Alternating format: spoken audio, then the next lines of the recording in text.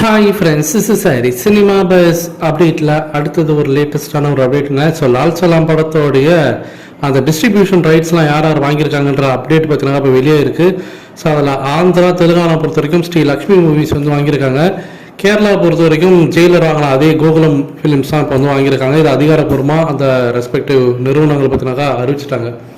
So Lal Salaam பார்த்தினாக்கா ஒரு பக்கம் சூடு பிடிச்சுன்னு அதோட பிஸ்னஸ், இன்னொன்று பக்கம் தேவையில்லாமல் இப்போ ஒரு சர்ச்சை வந்து சம்மந்தமே இல்லாமல் ஒரு சில ஹேட்டர்ஸால் வந்து எழுப்பப்படுது.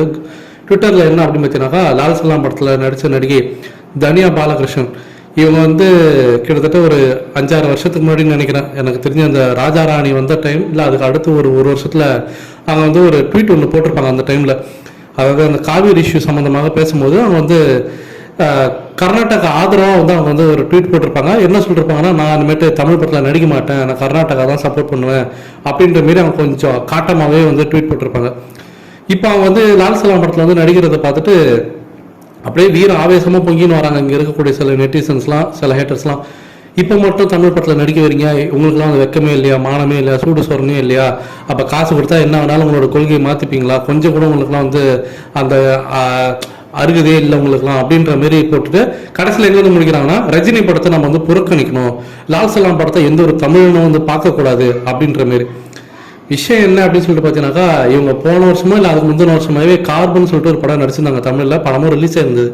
அப்போல்லாம் இந்த போராளிகள் இந்த சம்மந்தமே இல்லாமல் திடீர் ஆதரவாளர்கள்லாம் எங்கே போனாங்கன்னே தெரியல.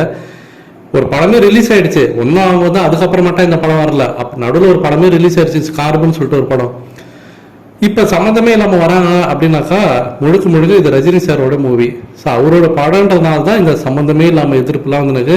பட் எனக்கு தெரிஞ்சு இதெல்லாம் வந்து ஒன்றுமே கிடையாது எனக்கு தெரிஞ்சு. ஸோ அவங்க வந்து அவங்களோட தவறை உணர்ந்து கூட மறுபடியும் வந்து தமிழில் படம் நடிச்சிருக்கலாம். ஒரு படம் நடித்து வெளியாகிருக்கு, இது 2வது படம் அதுக்கப்புறமாட்டா. ஆனால் இதுக்கு வந்து குரல் வந்து பயங்கரமாக ஓங்கி ஒலிக்கிறாங்கன்னா, ரஜினி சாரோட படம் எப்படியாவது இதுக்கு வந்து ஏதாவது ஒரு பிரச்சனை பண்ணாக்கா ஒரு கொஞ்சம் கல்லா காட்டிடலாம் அப்படின்ற மாதிரி நினைக்கிறாங்க. அது இந்த தாட்டி நடக்காது ராஜா.